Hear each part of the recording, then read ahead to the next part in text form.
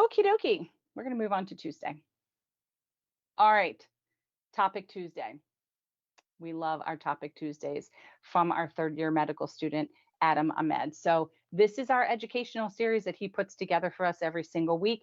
Last week, we discussed a little bit of science when it comes to hypertension and the major hormones and organs that take that hit and take part in those processes. And he had a little test for you. Of the three hormones, which one comes earliest in the RAAS pathway? I do not know the answer.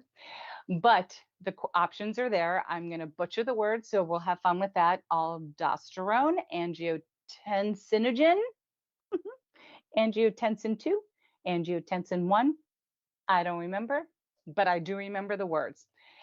This week, we're actually going to build on last week's discussion a little bit, and we're going to talk about some of the major blood pressure medications that are prescribed and what part of the pathway they actually affect. And I find these types of discussions to be very beneficial because it helps me kind of be more in tune and play a bigger role in my own health if I understand a little bit more. And I know there's plenty of people out there that are fine with just take this medicine and they just take it. They don't ask questions. They don't need to know. They don't want to know. That's fine. For me, understanding some of the science and mechanics behind it might actually give me a little bit more incentive to want to do it to kind of stay compliant. But on the resources tab of our website, so right up here, if you click on that, we have a wonderful resource, or you can click on this link here that was prepared by Dr. Kristen Watson from the University of Maryland. She actually goes through a pretty extensive PDF of the majority of the medications that we take and all of the classifications that they fall under, from beta blockers to ACE inhibitors, calcium channel blockers, diuretics, everything. And she discusses in great detail the medication we might have prescribed and the classification that it falls under and what it actually does and where it impacts you in the body. I think it's very interesting. And she also goes over potential side effects. So check out that if you get a chance. But here, Adam actually broke down some of the drugs and how they impact this RAAS pathway. And here's the photo. And this is the renin, I think it's renin, angiotensin system. That's the RAAS. And this is where he was talking about the liver and how it impacts the kidneys and the lungs and the blood vessels and how all these things impact, the hormones impact us having higher blood pressure. So the very first class of drugs he wanted to talk about was the angiotensin converting enzyme inhibitors, otherwise known as ACE inhibitors. So this should all start giving you a little bit of a connection.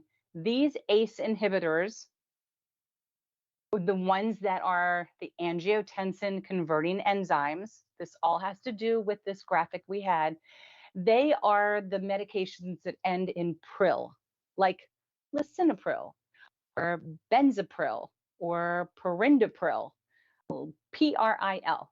They end in pril. So if you're on one of these drugs, this is considered an ACE inhibitor.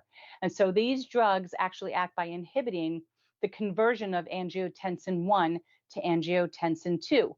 We talked all about how these hormones convert and therefore then impact your blood pressure. So the effects of angiotensin 2, which is vasoconstriction and the formation of aldosterone, actually come down, which helps impact your blood pressure and brings it down. It's also scientific, I know, but kind of cool when you understand, oh, I'm on this medication. Now I understand why I'm on this medication. There are side effects of ACE inhibitors, though, and a lot of people experience these, and typically it's a dry cough. I had it. I was on lisinopril for many years before my dissection. I know many people who have had this dry, kind of itchy cough. And the reason for that is because, as we talked about ACE, these angiotensin converting enzymes, they actually act up in the lungs. See, so that's where you're probably getting this cough from. And it's a rare reaction called angioedema, which causes swelling in your upper airway. So if you are on one of the prils and you are experiencing some dry cough or any of these types of reactions while being on an ACE inhibitor, you really need to tell your doctor, because they're not going to know. You need to tell your doctor. There's many other medications that they can put you on. So actually, with any drug that you're on, if you're having some kind of reaction and it's really impacting your quality of your life, Or even if it isn't, your doctor should know that you're having this reaction. Let them decide if it's a reaction or if it's an allergy and if a change should be made. The second class of drugs are called angiotensin II receptor blockers, or ARBs. And you may or may not have heard of ARBs, but these end in artan, losartan. Everybody's heard of losartan. There's zilsartan. I have not heard of that. And telmisartan. I've not heard of that. But I have heard of losartan. I'm actually on that medication myself. And like this name implies, these drugs will act to actually directly block the effects of angiotensin II, meaning they will also decrease vasoconstriction and aldosterone, very similar to what the other drug did as well. And they have similar side effects to those ACE inhibitors or the prills.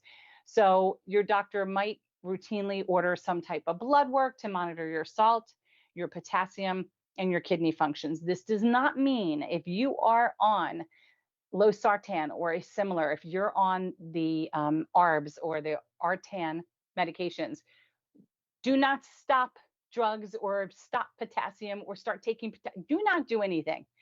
I am not here telling you something to do.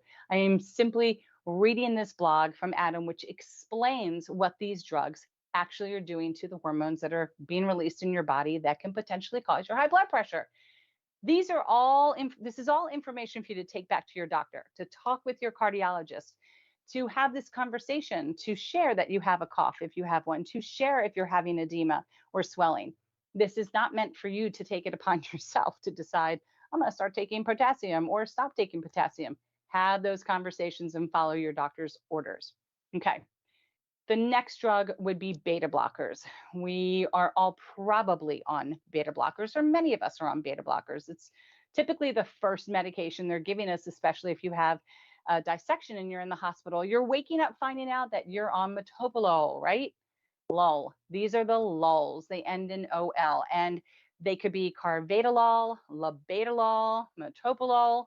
I don't know why I always get tongue-tied with that, but a lot of us wake up with that typical, well-known, used beta blocker. And beta blockers actually have this calming effect on the heart. It causes decreased heart rate and force of pumping, which helps lower the blood pressure throughout your entire system. And some beta blockers may actually also directly inhibit the release of a hormone, renin, which we've talked about all up above, from the kidneys, which stops the entire RAAS pathway early in its course. So this is how all of this is interreacting, it's reacting within each other. Some of the side effects that you can find with a beta blocker can be, especially early on, tiredness, dizziness, sexual dysfunction, and shortness of breath. It's very common to see these types of side effects. Even if you've been on it a while and you increase a dose, you should give yourself about 4 to 6 weeks to kind of let the body get adjusted and then see if you're still having some impacts. Personally, I was on losartan. I was on 900 milligrams when I came out of the hospital after my dissection 8 years ago. And I was a zombie. I was so tired. Sometimes I didn't know where I was driving. I got confused. I would easily get dizzy. So I had the discussion with my cardiologist, and we moved me to nebivolol, one of the LOLs. We moved me into a different drug in this same classification of beta blocker, and everything changed. Everything. Like the cloud was lifted, and I felt amazing. Well, it's been 8 years. I've needed to increase my dose. I went through 4 to 6 weeks of being extremely fatigued and a little dizzy. I've had some shortness of breath.